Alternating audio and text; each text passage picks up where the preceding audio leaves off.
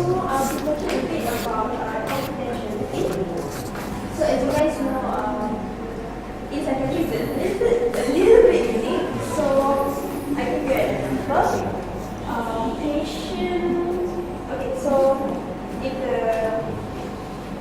As a general rule, we need patients' permission before we disclose their information to their parents, relatives, and such. So let's say we need more information about the patient, and the patient refuses or prevents us from taking history from their parents. But in their best interest, we need to know more about the patient's parents and all, so we kind of need to ask their parents. So the balance is that you think for the best interest of the patient, you ask without the information as well. You ask the parents. So that's one case. One scenario that you actually have to breach all this issues with confidentiality. So another issue is like when you're treating the patient is mentally stressed, and the relatives ask you for the information about the patient. So let's say this is the mother, the patient is the mother, and the 20-year-old doctor asks us about the patient, the mother's condition. So usually we cannot disclose information, but if we need someone to take care of the mother after she's been discharged, so basically we need to tell a little bit information about the mother to the child. So just disclose what's necessary. Okay, so there's also exceptions in confidentiality. So there's exceptions in the best interest of the patient, best interest of the public, and also for exceptions for the law registries. Okay. So for best interest of the patient, let's say patient is in an emergency setting, then you're the doctor, so in the emergency care, so you ask the other doctor, your colleague, quickly, because you cannot get any permission from the patient because he's in emergency, he needs emergency care right away. So you ask the doctor who knows his history, the patient's history, which is another doctor. So by right, you had to reveal all the information, all the histories about the patient for you to provide the best care for the patient in the emergency setting. So next one, another example is, let's say your patient has, she told you few information, and there's a potential of child abuse. So you have to inform the authorities about that. And because there's a potential of harm for the patient and maybe for her siblings, or let's say the community. So there's harm, and then you have to inform the authorities. So if the patient refuses because she's scared that it might get worse, there's a relationship maybe between her and the dad. So you have to try your best to convince the patient, to persuade her, so that you can inform the authorities. So if they still refuse, then you have to jot down the reasons of disclosure, or the reasons of informing the authorities. So the last one is exception to the law, like someone is trying to defend your patient, so he or she may need all the medical reports and all the information about the patient to win the case. So even though we all, so as a conclusion, even though we medical practitioners strive to maintain confidentiality, but it's not always the case in psychiatry. So that's something we have to bear in mind. So I believe there's a bit more about it. Thank you.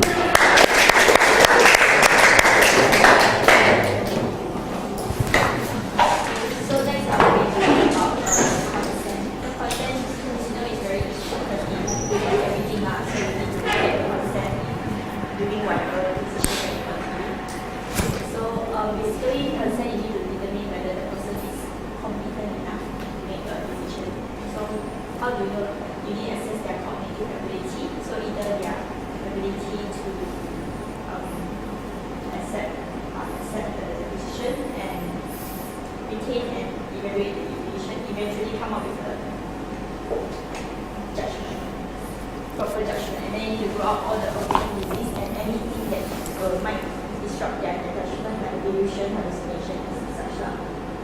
So if there is a person who is competent enough and refuse your treatment, so you need to try to persuade them. It might be due to some miscommunication or their misunderstanding of the treatment. Yeah, if the person is really mentally ill, so we have a right to act in the best interest of the patient. So you can cure the mental illness, and then after they recover, then we can make a judgment about their treatment activities. So actually, there is one case from my friend.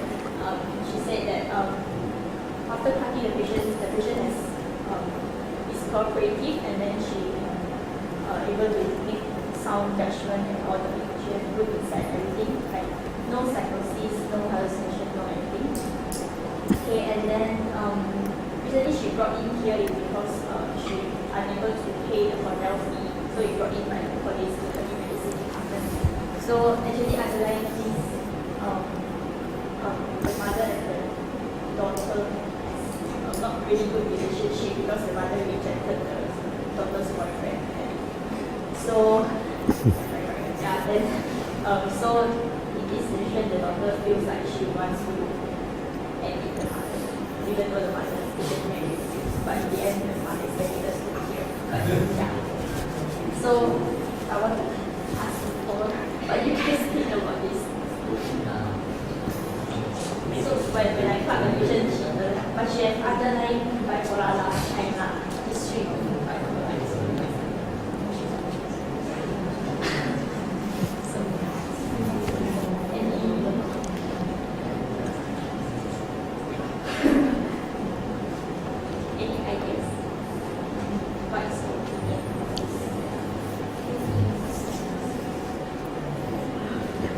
So everyone's very quiet, isn't they? So, ideas and comments on that? I actually talked to the patient and I personally think that cognitive function is all normal and actually has very good insight about her own illness.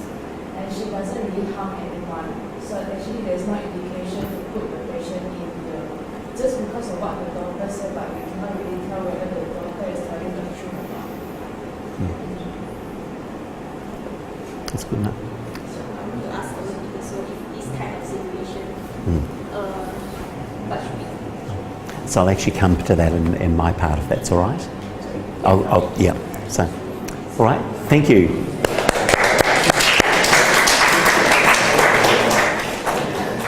So let me start with a question. Do you think as a doctor we can withhold information about the patient? But yeah, this is called therapeutic privilege. So it actually allows the doctor to sometimes withhold the information, some information to the patient, in view that the information might cause the patient so upset that the patient might refuse the treatment. So you might lose the patient. But do you think it's ethically correct? Why yes and why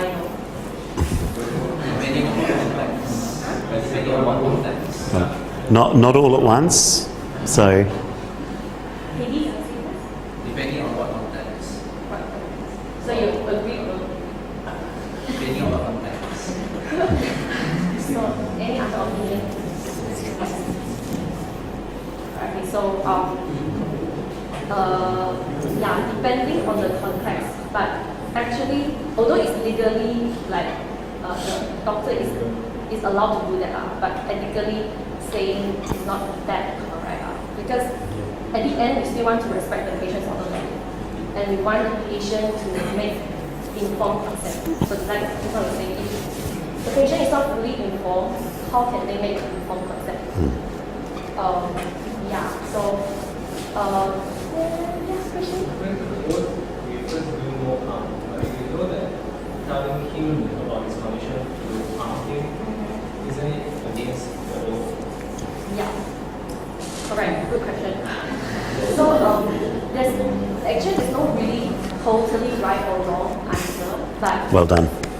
yeah, yeah, but all the researchers have done before, they found that actually we can slowly tell patients about the bad news, like the things that may cause them upset. So have you heard about spikes protocol? Yes. Yeah. So you guys can go back and read back.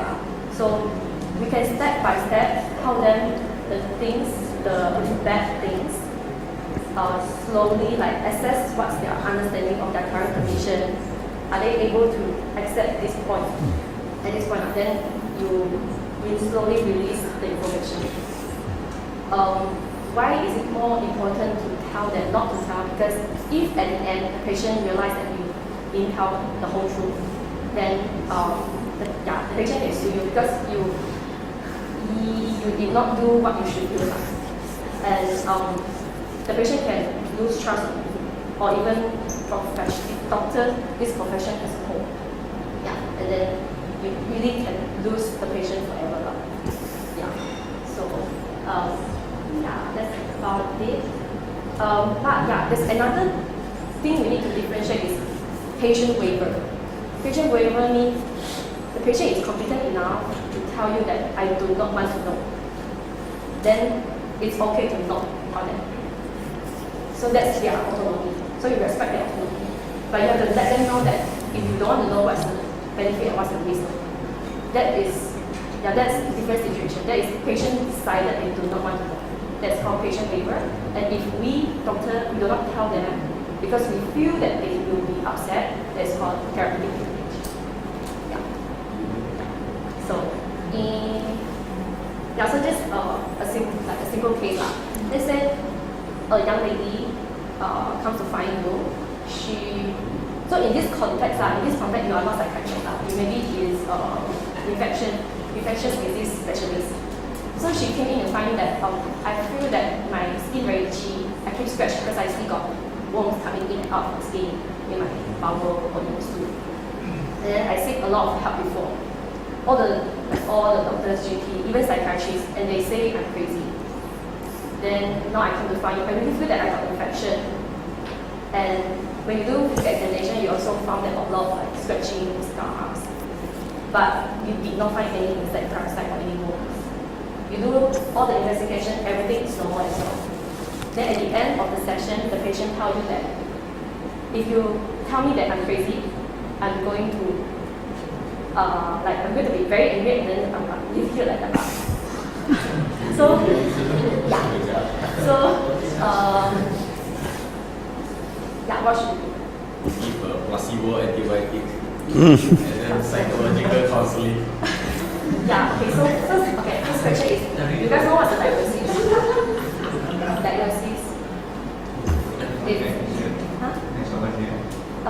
It's called delusional parasitosis. Yeah. So they have a delusion that there are a lot of parasites crawling their skin in and out. But there's really none, but they can do it and then they really scratch. But you don't tell, because you know that the patient will clearly tell you that I don't want to know. You cannot tell that crazy. Because if you tell that like it's a psychiatry problem, it's a mental problem, then the patient will just leave the room, right? But you cannot let the patient go because it's really serious. You need to help the patient. So what should you do? You give you give placebo. Is there any other better way, like maybe treat the symptoms first?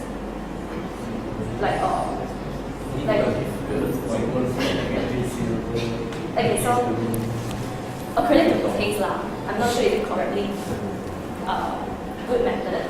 The doctor say that I do not know the exact cause of this condition. But I also do not know if there's any antibiotic or any antipsychotic that can really help you. But I can give you some cream to apply to relieve your itchiness. And then most of the people can get well. But to get well, you need to address the stress that this condition can cause you. So he put it in a way that it's not she was crazy first, then that's why she scratched. It's like she scratched, she feel that it's so disturbing her, then she felt stressed. So the patient eventually opened up and say, oh, I'm really stressed. No one can understand me. That is up.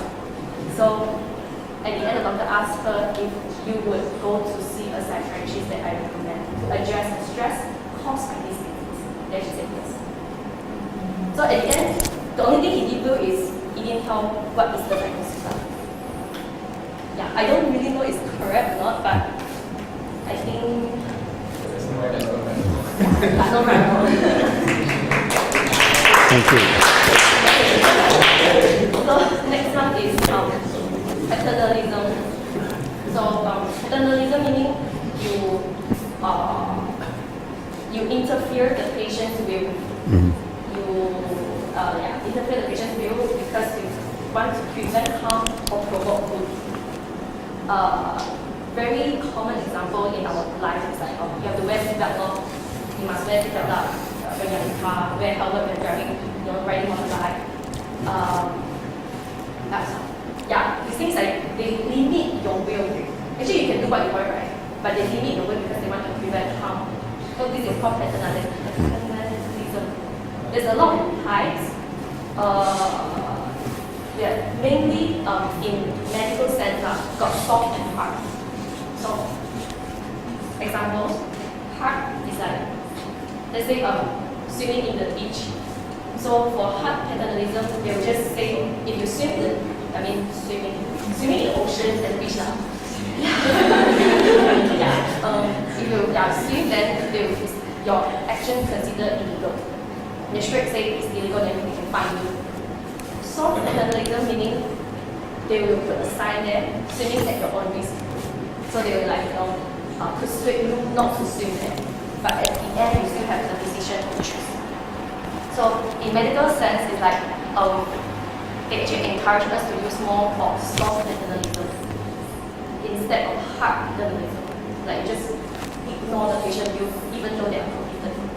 So if in soft type, you try to persuade the patient, lay out all the risk, benefit, everything. In the context that they are competent, they can understand. And it is like you raise the last red flag to them. And at the end, you let them decide. So whatever they decide is their choice. But you have done your part. Tell them every aspect of the decision. Thank you. I want to talk to you about patient-doctor relationship. I achieve a lot of this, so I'm going to start with like a scenario. Say, so imagine you're a psychiatrist, a houseman in psychiatry now. And then one day your superior, you remember her telling you that you can never accept gift from your patient. Okay? So another day, you're treating a patient, a young girl, like maybe 7, 8 years old like that. She was schizophrenia. And then it was Christmas time. Then she gave you a handmade scarf that she was like, we want to make. Do you accept it? Yes. Do you accept it? So everyone agrees that they will accept it, even though your superior told you like to never ever accept it from the patient.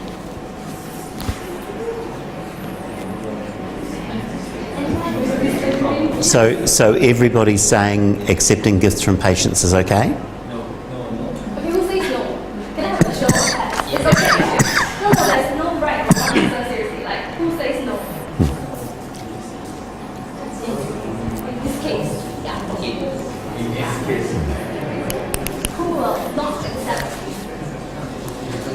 Okay, so there's a bit of no, so I assume that some people will not accept the gift. Okay, so, I'm sorry? It's a handmade scarf. Yeah, she used a lot of time and energy to make it. What's the reason the gift was given? It's Christmas. So imagine in the scenario that you not accept the gift, but you very gently and nicely tell the patient that your superior does not allow you to do this, it's against the rule, but you very nicely and gently told her that. And then the next day you come here and you found out like the little girl actually attempted suicide. She feels that she feels your rejection very profoundly because schizophrenia might be a little bit more sensitive than normal people. Yeah, so maybe later talk at the Yep. Yeah, but what I read in the book, there was this doctor who had the same situation. He accepted a gift and then asked the patient how does that make them feel like giving gift, etc. So he turned that gift thing into a session, a therapeutic session. So it's like I think a therapeutic session about this gift. So it's not really like a gift thing. Yeah, that's the first scenario. Yeah. So the second scenario is slightly a bit more complicated. Okay, so again, you have counselor anxiety, right? So Mrs. P, she admitted herself is due to suicidal intent. Okay, so you treat her, and then later on she gets better and she has no more suicidal intent. But you feel that hospitalization for a longer period might actually do her good, but she doesn't have the financial means for that, and it's under insurance. Okay, but the insurance will only cover hospitalization fee only if she's suicidal. So now you're the doctor, what would you do? Would you actually say watch the diagnosis to say the patient actually still has a suicidal intent, just to let the patient have the means to stay in the hospital? So you discharge the patient. But if after you discharge the patient, right, the patient actually got worse.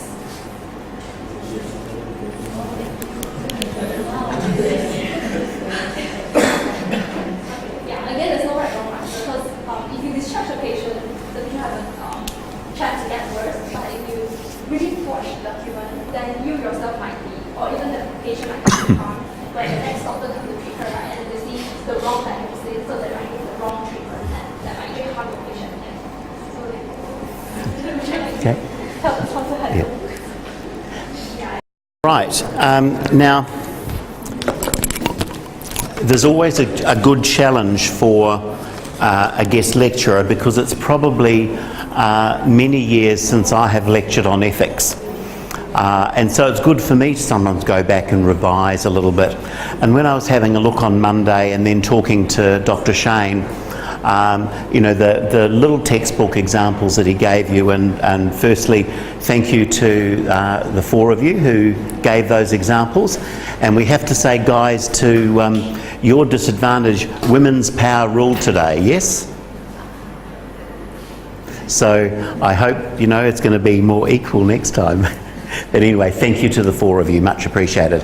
And sometimes I think, when you actually have a look at something and you read up about something, you actually tend to remember it a little bit better than simply someone like me standing up here and actually giving it to you all the time. So it was nice to have that interaction. When I was doing my research, I found this not necessarily written up as a diagram, but I thought it would be worthwhile putting it up as a diagram just to help us look at the level of ethics that we might actually want to bear in mind. So I think as doctors, the first thing that we have responsibility to, and at least a couple of you covered this really well, is we have responsibility to our patients. And we need to bear all of the things that we've had discussed in mind. No, that's fine. No, so justice and autonomy, non-maleficence, beneficence, all looking around what does it mean for the patient? If we take the next level up, there's a question of what does our decision around the ethical considerations mean for other patients? How does that affect other patients? And then how does it affect the carers and the family?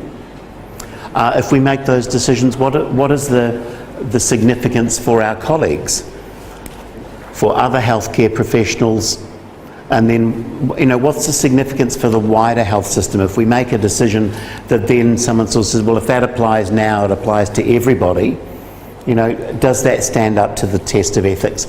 And lastly, to the whole of public health. And so I think just in a gradient going up, that's most important to, at least we should bear it in mind. So I don't want you to say up here public health is least important, but just that we would maybe consider it a little less than actual what we're doing for our patients. So I want to actually, Sanga, just checking, can you see me okay from there? And should I stand or should I sit? Should I stand or should I sit? Okay, that's fine. Look, I probably will keep standing. So what I wanted to do is just cover a couple of things, and some of these actually may just come through in terms of our understanding. So I guess the thing is, why would we concentrate on ethics much more in psychiatry?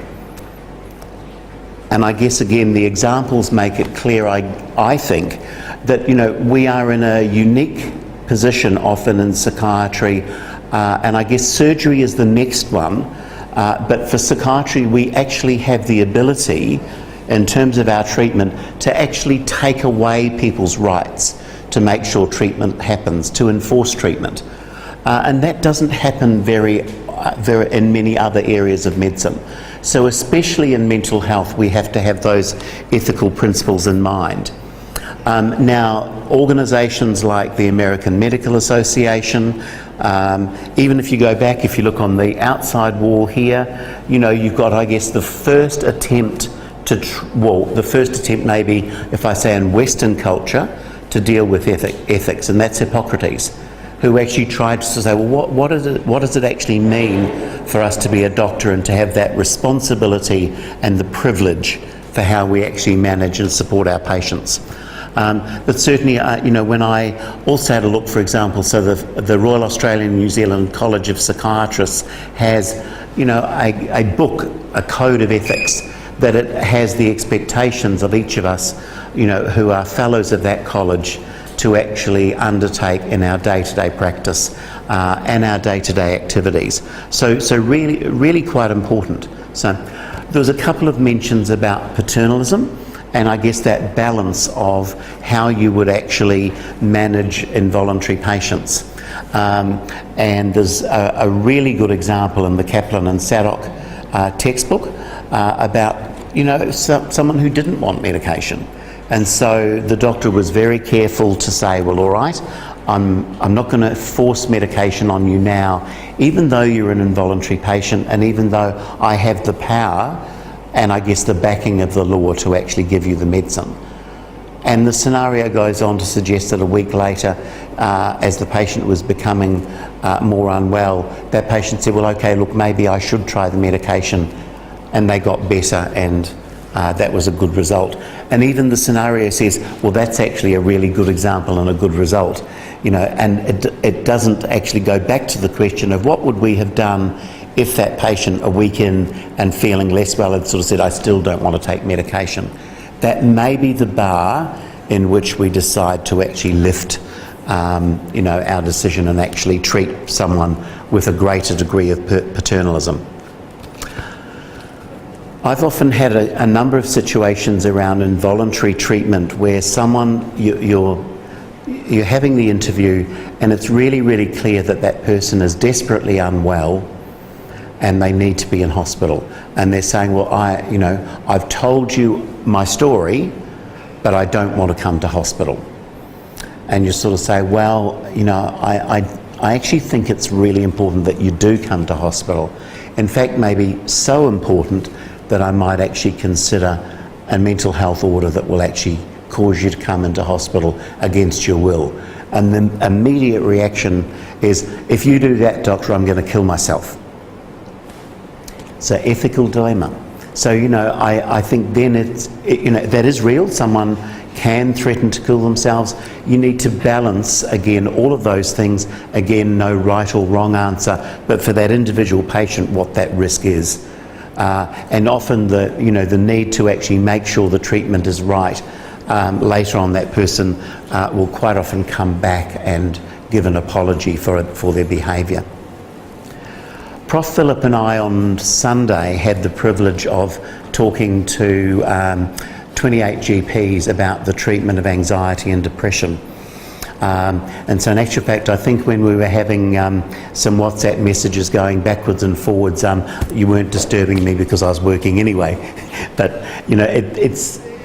it's a privilege to actually work with our, senior colleagues in another discipline who are interested to learn about mental health. And one of the reasons we were doing that partly was because you actually have a new medication coming in to the treatment of depression. It's called mirtazapine, and it's a noradrenaline serotonin specific antidepressant. So it's actually quite special, and the difference is for a number of ways in which the receptors work, that medication is actually somewhat sedative. And so, you know, when we're talking about managing people's sleep and difficulties with depression, that can be a really good choice. However, if you pull down the product monograph, or even if you Google mirtazapine, up will come a little thing that says can increase the risk of suicide. So at the end of our presentations, we actually had a question from a GP, and she said, well, what am I going to do, you know, if I prescribe mirtazapine and the person actually hurts themselves and some crazy lawyer decides to actually take me to court for bad practice? And I think that's a very good thing. And again, it involves, in all ethical principles, slowly going through and taking it step by step. So we went through with a step by step and said, well, you know, the first thing is obviously to have weighed up what the need for treatment is. And if the need for treatment is using, you know, in many other ways, a safe to use medication like mirtazapine, you actually write good notes as to what your choice is. You then continue to write your notes about having talked to the patient about suicidal thoughts, suicidal feelings, how to manage those, how to ask for help, all of the things that, you know, in one of the earlier talks I said, you know, you should actually assess and manage about suicide.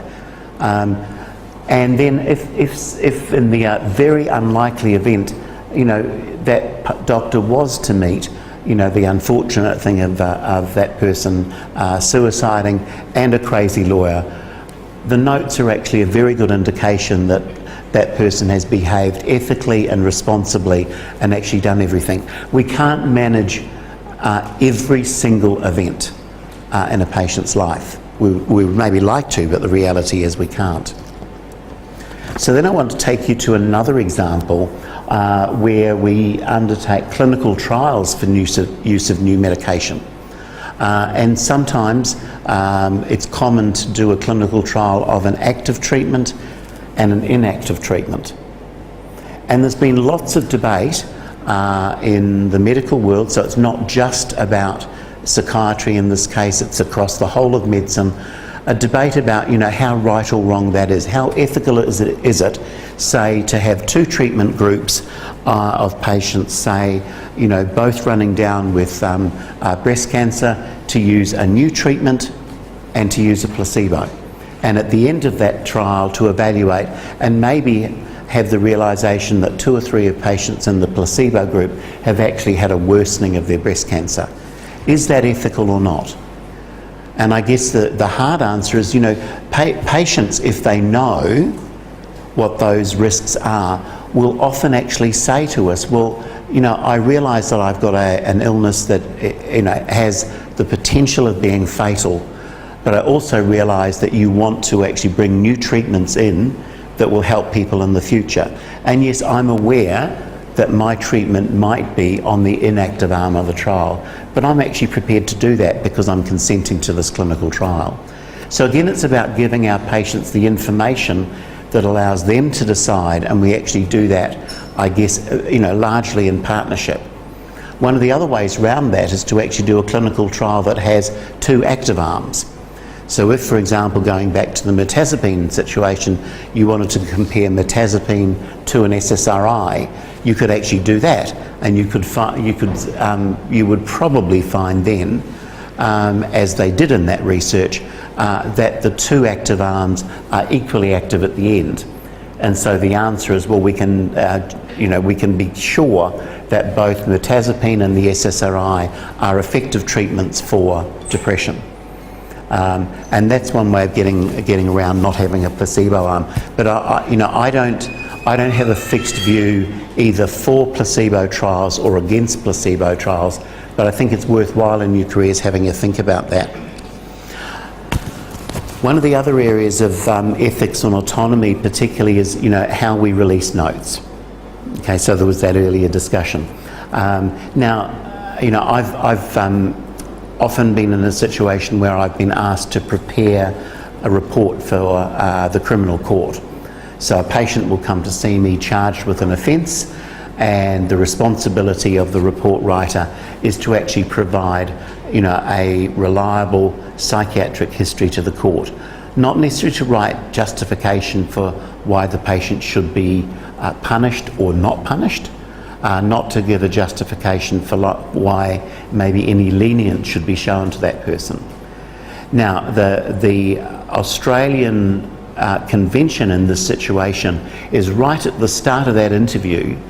You actually have a discussion with the patient that interview is different from an interview that you would have in a hospital. And it's different because at any stage in the course of the law, that report could actually be required by either side, either by the prosecution or the defence, to actually move the case through. So that report is actually not confidential. And it's quite a different situation of ethics than it is for our patient notes. And we need to be aware that occasionally, whether we like it or not, whether the patient likes it or not, there are certain situations in Australian law that those notes can actually be subpoenaed. So it's not just the lawyer rings up and says, "Can I have your notes?" and we say, "Yes, that's fine." We actually have to have a written demand, a legal demand from the court to release those notes. But that's relatively rare. A patient's acceptance of treatment, I think we've covered earlier on that good clinical interactions allows for good ethically based decisions. One of the things I don't think we did cover, and forgive me to the four of you if we did, was the issue of boundaries. And so one of the pages in Kaplan and Sadok talks about boundary violations. For about 6 years of my career, I represented Canberra on our college central committee, and it was called General Council. Now, General Council in the college had the responsibility sometimes of seeing some very, very awkward and bad things that came through from other colleagues. And the one thing that was absolute, and in the end this General Council group passed basically a resolution that said under no circumstances was a sexual relationship with a patient okay. So in psychiatry that was never. It didn't matter whether it was a past patient, a current patient. Now other colleges may have slightly different regulations for past patients, but because of the particular bond and I guess relationship and therapeutic trust that psychiatrists have with patients, we believe that it needed to extend to past patients, and by default that also includes their family. And so it's actually making sure that all of my colleagues know that their most senior governing body, the college, views that as inappropriate and wrong. I'll touch briefly on fees. Many of you may decide to become private practitioners, and there's a relationship, a financial relationship with patients, and so that's always got to be set out really nicely structured so that people understand what the rules are. When I've been to specialists myself for review, so for example going to my dermatologist, you actually get a little A4 piece of paper that says, Dr. A has the following fees, A, B, C, and if you don't turn up, you pay the fee, and if you give 24 hours notice before your appointment, then that's okay, we don't charge you the fee. And so because it's set out, I think it reduces the risk that someone will actually, come wrong in that way. Physical treatment versus psychiatric treatment, and then the capacity to consent. I want to give you two case examples that I was intricately involved in. One involved a patient who had an absolute delusion that he could not eat. And so whatever happened, so he lost weight progressively. And the question was, could we actually involuntarily treat him and use medication to actually take away that delusion when the actual condition was about his loss of weight and so forth. And initially in the ACT law, it actually looked like possibly we could not treat him because he was actually making a conscious choice not to eat, even though it was delusionally based. When we actually pulled that through a little bit more, we had, enough evidence from the law in terms of the need for treatment, care and support that we could actually say we actually do need to go ahead and actually treat his delusion so that he's got a chance to make a decision whether he should eat or not. But we took that case to our tribunal so that we had, an extra legal opinion about what was right and wrong.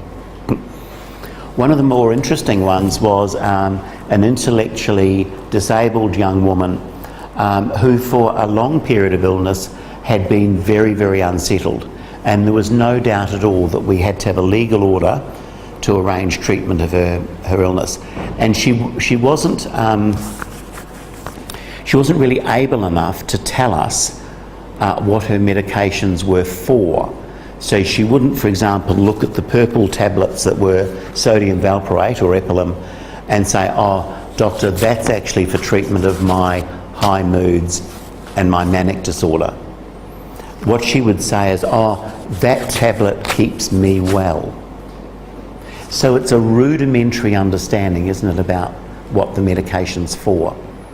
So we made a decision as the treating team that we would take her off the order because we actually felt comfortable enough that we would rather give her some autonomy to be making those decisions, and she would take the medications willingly. There was never a question that she wouldn't take them. We have another level of coordination of care, and it's represented by an office called the Public Advocate's Office. So that public advocate looks through all the cases where there are legal orders and where there are questions around someone's consent. And the public advocate came back to us and said, you must put her on an order because she doesn't know enough to consent. Now, as a treating team, we actually disagreed with that. And we sort of said, well, actually, how about we take it to the tribunal and we actually have a good look at what this is. And this was interestingly just before our new Mental Health Act around capacity and a person's total ability to make decisions came through. Now, in the end, the tribunal actually said for that moment, we actually did need to have an order because the grounds within the legal framework were not strong enough to defend our treatment for her should there have ever been a legal challenge. And so I'm using those examples just to, I guess, give you that description, like we said earlier, that there isn't a hard, fast, right or wrong about these things, but you must try all the time to actually look for what you would see as the best right answer. And if you're unsure, ask for that senior review to actually help. We had the question about gifts, and I'm going to come back to that because I think it's worthwhile. If you're in my culture, if you're in the medical wards or the surgical wards, you've got a risk of getting fat. And you get fat because patients and their families bring you boxes of chocolates. And they say, thank you for looking after my heart condition, or thank you for my appendicitis operation and so forth, and I feel well again, and my family and I want to say thank you. Now, I have never seen a situation in those wards where the doctors and the nurses have not accepted the chocolates. And in actual fact, there's sometimes an absolute, and everyone eats the chocolates, and if you're not in the ward within 5 minutes, tough luck, you've missed out on your chocolate. Now, is there any difference in the right way, as we said, if a patient with a mental health condition and their family actually want to say thank you to a treating team for actually looking after us? And I don't think there is, providing it's accepted in the right way, that it's a thank you. It's not a please continue to treat me and all the rest of it. And I guess the exception that we want to really draw carefully here, and I suspect that example that was used possibly could have been a borderline personality disorder patient, you know, who really needed lots of acceptance, and when she didn't get it, she went out and tried to harm herself. Yeah, maybe? Now, I think those are special cases in which you need to be very, very careful at the fact that accepting the gift doesn't actually give rise, you know, to the risk that someone actually, you know, sees the dependent relationship as part of what you do. So again, at the risk of repeating myself, always come back to evaluating each case on the basis of rights and wrongs. Now, maybe lastly, a little bit of a tease. One of the things that's happened in recent times in Australia is we have actually had much, much firmer rules about the way we deal with the pharmaceutical industry and the ethics around those boundaries. So, you know, is it right for one of the drug companies to take you out all day for a golfing day to say thank you for doing a talk or doing something like that? And you know, I don't know that it is. Now, our culture came right back to saying, you know, we're no longer able to have pens with drug company names on them. We're no longer able to have pads with drug company names on them. So we can have a pad that maybe says Eli Lilly or Janssen Cilag or something like that, but we're not allowed to have a pad that says Eli Lilly olanzapine or Janssen Cilag risperidone. And so there are very tight rules now on how psychiatry deals with the pharmaceutical industry. Now, again, I don't know that there can be any total right or wrong answer. I have taken the view in my career that I try and run a very even course. I present information with sponsorship from a pharma company because it's a way of actually contributing my knowledge to my colleagues. And there are times when I will receive a small honorarium, but I always declare that, and so it's open and people know. Now, the other colleagues of mine in Australia who will have nothing now whatsoever to deal with any pharma company, so they write out. But I think, you know, it's actually the overriding message is being clear in your own conscience, you know, about what is right and what is wrong. I lastly want to just finish with, I guess, some comments around, you know, justice and the importance of how we manage. Again, you know, you often see within situations that there are extreme worries for how you see patients being treated, how you would see patients in a locked ward, for example. And so the example I want to give, and actually probably in the ward, have you seen someone now locked away who's very, very, very anxious and agitated and screaming and shouting, you know? So I think, well, I know from my colleagues here that there is still a situation where very, very disordered patients can be actually what we call secluded. So actually put into a separate room, a canvas gown, no, you know, nothing that could be torn that risks hanging or anything else, and medicated against their will. Now, some years back, we decided in Australia that we would actually form a group that would actually work towards what we call the reduction of seclusion and restraint. And so no longer having people shackled to a bed or anything else. And we would try and look at ways in which we could treat patients early. So if someone's saying, I'm actually starting to feel agitated, it's actually sometimes saying, you know, well, what's happening now? Not, I'll see you in half an hour or an hour. And the impetus for this reduction of seclusion and the restraint actually positively came from our nursing staff. Because, you know, if you think about it, the nurses see the patients 10 hours, 12 hours a day sometimes on their shift. They're with them all the time. We see them maybe for an hour. And so, you know, we can actually go in and do our medical things and then go away and not have to see all that trauma.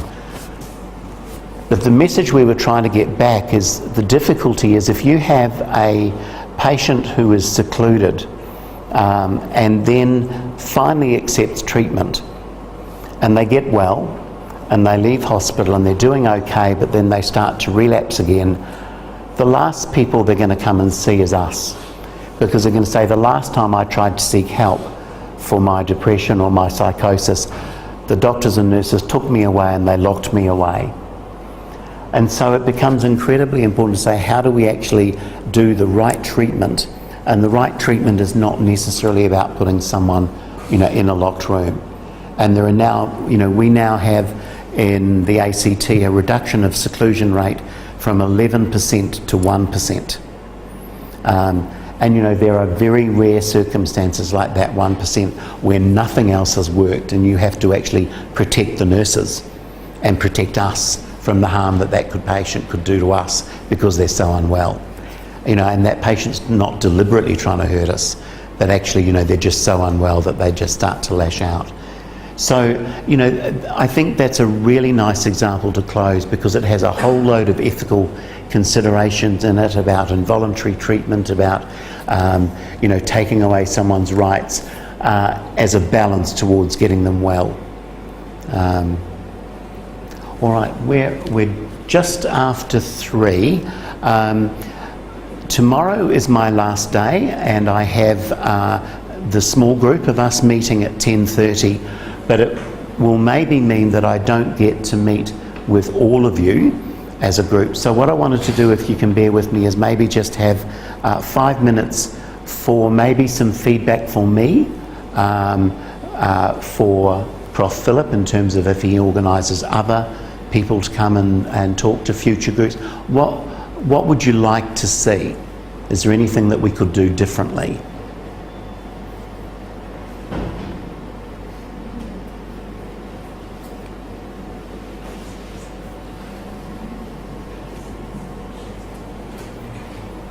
Is what you've heard from me some good stuff, hopefully, that you'll take forward, I hope. And I think a lot of what I've said to you is not examinable.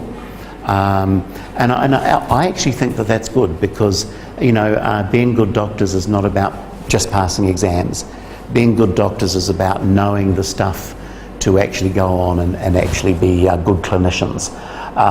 And, we have to have exams, don't we? I wish we didn't, on your behalf. But, there needs to be a test that says, are you able to be a capable person in your clinical world? But, there's much more to being good practitioners than just passing the exams. So, well, what I'm going to suggest then is, could you please, I won't necessarily see this, so please don't feel you have to be, nice or good to me. It's really important for Prof Philip and the other lecturers to know, if someone like me coming and spending time with you is helpful to your careers. The feedback that we've had in the past is that is, useful and just provides you with a different perspective, but we would like to hear from you. So if, I don't know, maybe Sangha is the coordinator, if you wanted to collect some thoughts, there's no official form, but if you want to collect some thoughts and pass them through to Prof Philip, that would be excellent. So, okay, so lastly, most importantly from me, good luck as you develop your careers. Some of you, please think of psychiatry. I'm not asking all of you to do it because, we do have different wishes in our careers. But, if something about this semester sparks your interest in mental health, seek out your tutors, seek out your mentors and so forth, and I do believe sincerely that, if the mentoring works well and inspires you, then, you have a choice of a mental health career that you will find very fulfilling. So, all right, take care.